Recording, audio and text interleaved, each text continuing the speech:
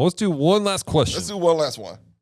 Let's put our 10-4 hats on. Lord, why don't we include the Apocrypha in our Bibles? I'm sure you're going to have to explain to people what the Apocrypha is. All right, so the Apocrypha or the Deuterocanon, something? I can't remember the other word they use for it. It's a series of books that take place between the Old Testament and the New Testament, primarily used by our Catholic brothers and sisters. And some people, I know you're offended because I said brothers and sisters.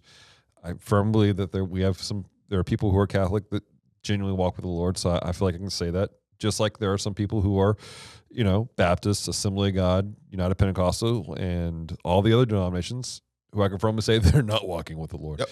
All right? It's, have grace there, guys. But the Apocrypha, why don't we have it in our scriptures as Protestants, as people who are not necessarily in the Catholic tradition? I'm pointing out here, the Apocrypha, it wasn't just an advent of the Catholic Church. It's a collection of ancient books that they go, hey, we're going to include this in here.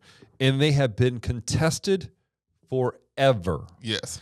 Jewish scholars, however, the reason why we go as Protestants, we don't include them. First off, Jewish scholars, they reject the Apocrypha as being divinely given. They go, look, they're interesting, but they are not part of the 39 books that we are calling the Old Testament or the Tanakh. And actually, theirs is 22 books, actually, because they group some of the minor prophets together. I think they group Judges and Ruth together. Yes, they do.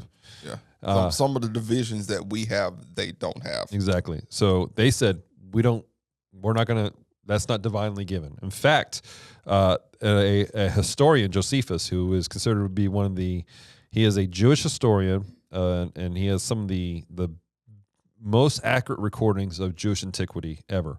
He's quoted saying this: "It is true, our history hath been," I'm reading this is when this was translated, hath been written since Atraxares, I can't say this. Artaxerxes, thank you.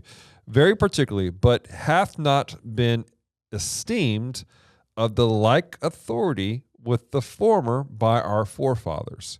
So he recognizes, there's some interesting books, and there's some interesting things to them. Some stuff that you maybe want to read and study out, gives you an idea of stuff, but they are not understood to be divine. Right. They don't have the authority that the rest of the Tanakh, the Old Testament, has. Now, the inclusion of the Apocrypha, again, like I said, it has been debated by various scholars, including popes.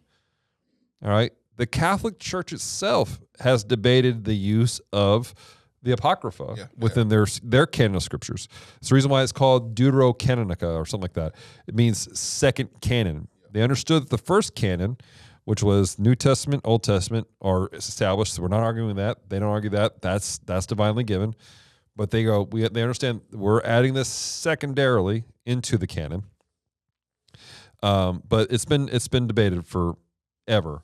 Again, this is not saying that they do not provide some interesting historical insight. But historically, it's not scripture at all. In fact, interesting thing I found out, I didn't know this until recently, it wasn't officially considered canon by the Catholics until the Counter-Reformation movement in the 16th, 17th century. I didn't know that. Yeah. So I put on my 10-4 hat, so I didn't. Oh, good. Carlos had it all the answers locked down.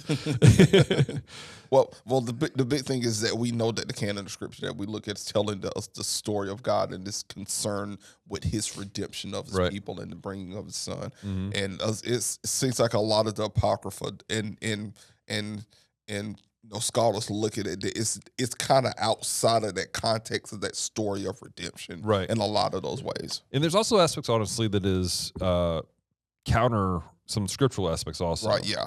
And there was one person who was talking about how when the Reformation happened and then became the whole conversation of scripture, sola scriptura, that there were a lot of beliefs Catholics held that they're like, we genuinely cannot support this outside of the Apocrypha. Right. Which is why they made the push in the Counter-Reformation movement to canonize it. Yeah. Because praying for the dead is not found in the established canon of scriptures, only within the Apocrypha. Yep. So That's the thing that took place. So that's the reason why we do not subscribe to the Apocrypha at all. I'm good with the 66 we have. Word. So because it is tested, and throw that out here too, it wasn't established in the Council of Nicaea. These were all books that were established as canon well before the Council of Nicaea. Yes. So just let you guys have that one for Maybe free. on another episode of the Midweek Move.